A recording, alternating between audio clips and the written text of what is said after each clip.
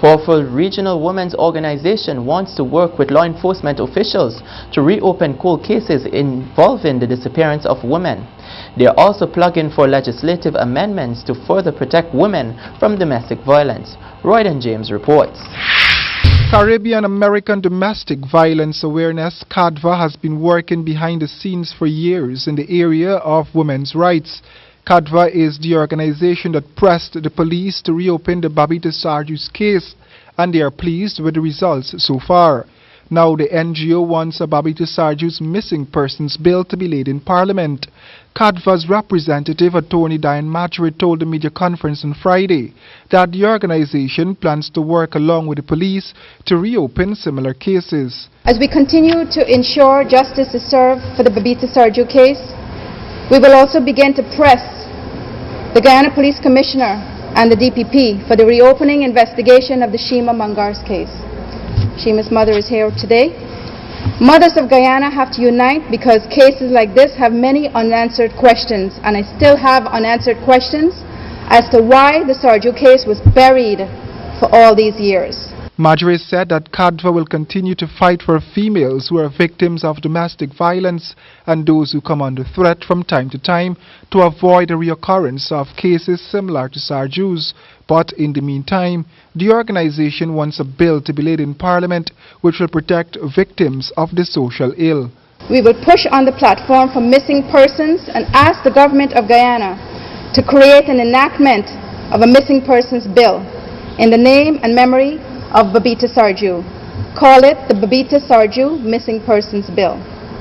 On behalf of the family of Babita Sarju and our CADVA team, I thank you, the media, for keep shining the light year after year and allowing us to raise our voices on this matter. Ms. Marjorie said that CADVA will continue to educate and sensitize the community and the police force about criminal nature and social implications of domestic violence, and that CADVA will advocate for stronger penalties for homicides that result from domestic violence. A country cannot build its economic development on crime. We do need a better system for forensic investigations and DNA testing. But I believe the new crime chief, Wendell Blaman, understands this well, and I have trust and faith that he will excel further in these matters. Royden James, HGP Nightly News. Dr. Mary Sloper says improvements in the reporting process could help make interventions more targeted. Health Minister Dr. Christopher Tufton says there have been 16 confirmed cases of the Zika virus in Jamaica and is urging citizens to observe precaution. Based on international reporting standards,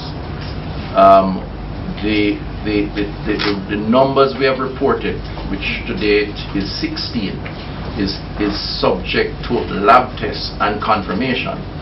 But I do take the point that I saw in a media house today that those international standards don't necessarily reflect the reality on the ground. And we believe it is important to reflect those realities and the challenges.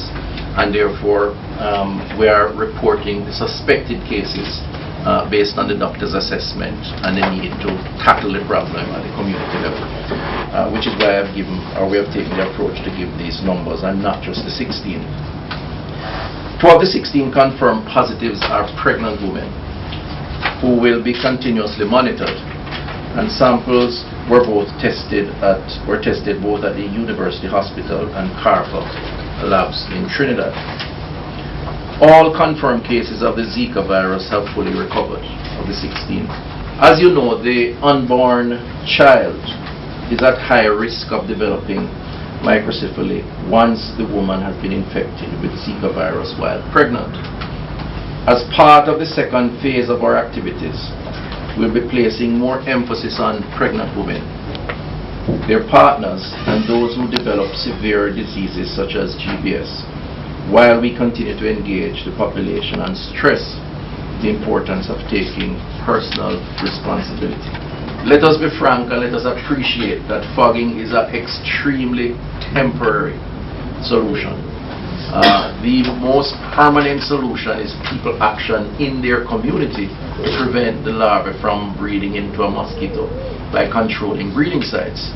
We have tested through the public health inspectors a number of sites around the country over the last number of months and found that up to 75% of the breeding sites are drums that are deliberately set for water for use for domestic purposes. In other words, we could significantly reduce the risk of these mosquitoes being in and around or in our presence, and therefore representing a clear and present danger to us, by just taking some time to monitor those sites.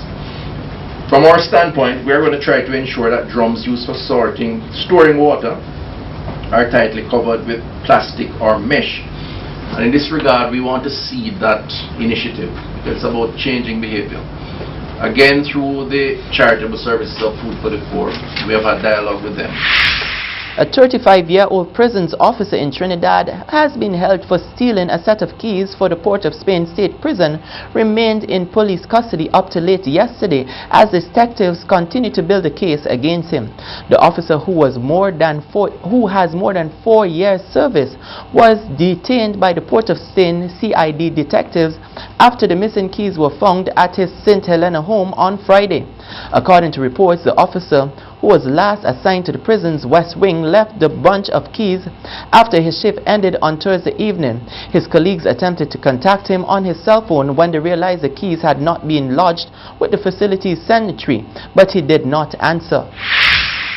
And Barbados Prime Minister received Guyana's second highest national award. Let's take a look. Prime Minister of Barbados, Frondell Stewart, was yesterday conferred with the Order of Roraima, Guyana's second highest national award, at an investiture ceremony held in his honor.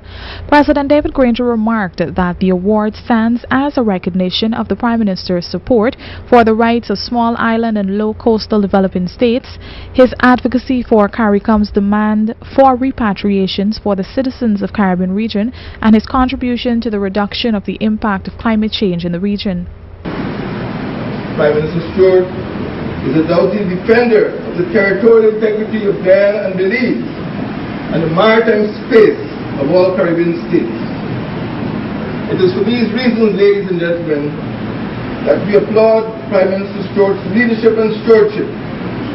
We commend him for his commitment to the Caribbean community.